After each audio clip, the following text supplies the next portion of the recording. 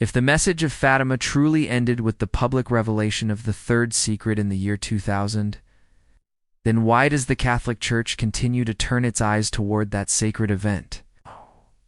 Why have recent popes, John Paul II, Benedict XVI, Francis, and now Pope Leo XIV all felt drawn so strongly to Our Lady of Fatima? What is it about her message that continues to echo across the decades, not as a faded warning from a century ago, but as something living, urgent, and possibly more relevant, now than ever? The Church officially stated that the Third Secret of Fatima was fulfilled with the attempted assassination of Pope John Paul II in 1981. In that moment, the world saw a bishop in white just, as described in the vision, fall under a burst of gunfire, fulfilling the image of martyrdom and suffering shown to the three shepherd children in 1917. But that vision included more than just a pope under attack. It showed a ruined city, a church in distress, and a path of sorrow leading to a cross on a hill. For many, including Sister Lucia, the last surviving visionary, the true meaning of that vision went deeper than a single historical moment. She believed it was pointing to a broader time of crisis, a time of great suffering and testing for the Church and the world. Time not just remembered, but anticipated. And now, as we step further into the turbulent world of 2025, many faithful Catholics are beginning to wonder if we are living in that very time. Wars are increasing. Global tensions are rising. Political leaders speak of conflict in the Middle East, in Europe, and in the Pacific, as if such crises are now normal. Families are breaking apart. The Church itself is experiencing confusion from within. Even basic questions of truth, faith, and morality are no longer clear to many. All of you. This leaves one unavoidable question. Is the darkness Our Lady warned about at Fatima no longer a warning, but a reality? This brings us to a name that has captured global attention in recent months: Pope Leo XIV. His election came at a time of uncertainty, and yet his first public moments as Pope revealed something truly extraordinary. On May 9th, the day of his election, and the month traditionally dedicated to the Virgin Mary Pope, Leo stood on the balcony at St. Peter's Basilica. He did not deliver a political speech. He didn't outline reforms. He didn't give a list of goals. Instead, he invited the world to pray the Hail Mary. That was it. One simple prayer. But that one act sent a clear message.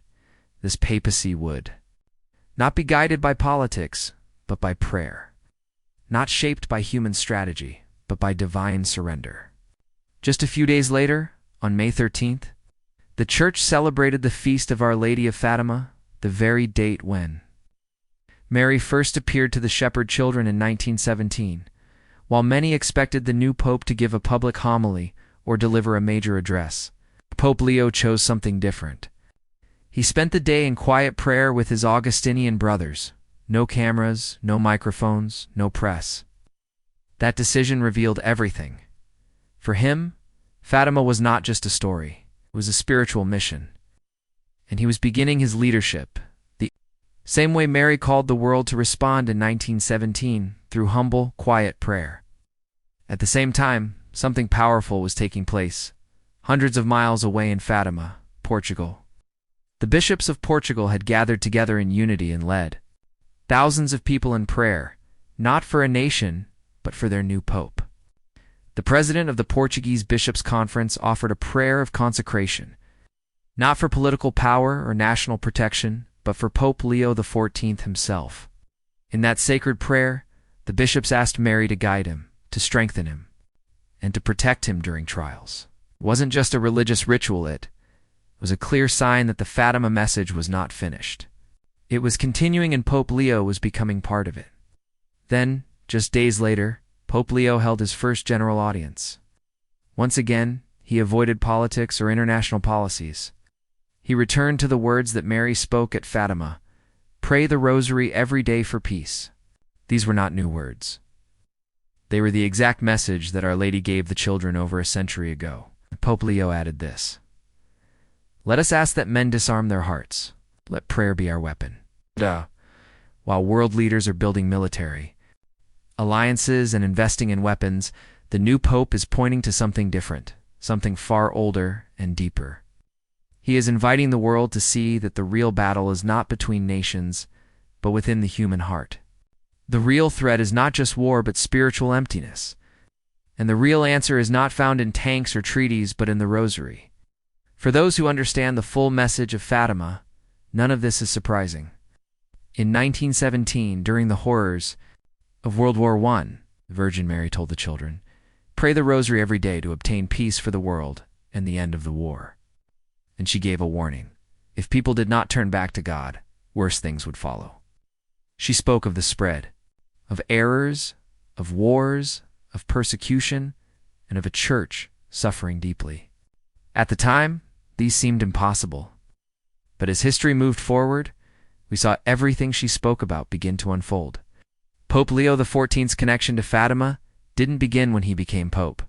Years before, as Bishop of Chiclayo in Peru, he had already taken Mary's message to heart.